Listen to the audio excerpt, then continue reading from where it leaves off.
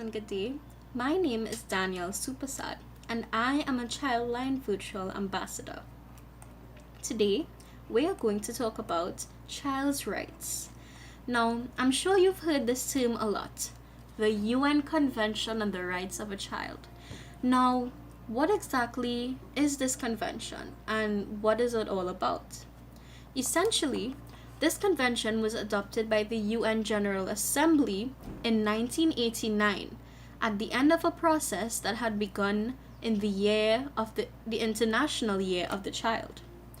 It seeks to bring together children's rights which had previously gone unaddressed. This convention seeks to foster new mindsets as it relates to children, whereby they are no longer viewed as objects but as social actors and active holders of their own rights and responsibilities. Now, these rights fall under four broad themes. Number one, survival rights. Survival rights include a child's right to life and essential needs such as nutrition, shelter, living standards, and adequate medical services. Additionally, children should be protected from harmful habits, including drugs, and they should be provided with safe working environments under the right to health. Lastly, survival rights also encompass support for the special needs of children. Number two, developmental rights. These rights include a right to education, play and leisure, access to cultural activities, information, as well as freedom of thought, conscience, and religion. A right to education is of paramount importance in this regard, as it helps children maintain discipline and enhance life skills while finding a safe and healthy environment to nurture their physiological development.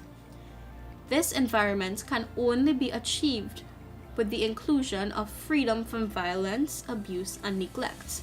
Now, this takes me to number three, protection rights. These rights exist as safeguards against child abuse, neglect, and exploitation. These also include care for refugee children, a child-friendly justice system, as well as rehabilitation for victims of child abuse. Those who have lost their families must be cared for by people who respect their ethnicity, religion, culture, and language. They must also be protected from ill treatment and sexual or physical abuse, including violence as a means of discipline. This also considers the sale of children along with prostitution and pornography of children.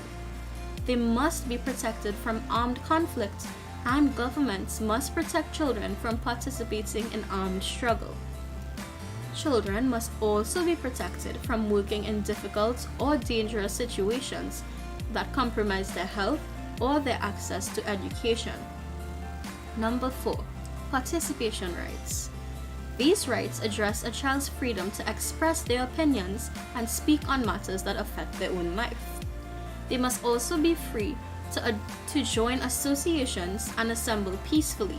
As they mature, children must be permitted to participate in social activities. They deserve the right to express their opinion freely without any fear of contempt and have their voices heard when adults are deciding on their behalf. Now, this takes me to my last point, a myth.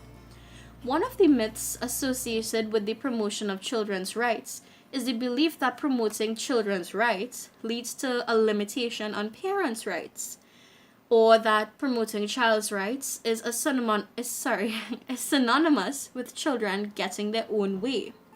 However, this is an erroneous perception, since within the Convention on the Rights of the Child, there is provision for the parents' right to provide guidance. Therefore, the Convention does not take responsibility for children away from their parents. Additionally, in fact, parents maintain their right to direct and guide their own children. It is envisioned that parents will assist with the protection of their children's rights until the children are old enough to make their own decisions. as opposed to them infringing on their rights. Thank you.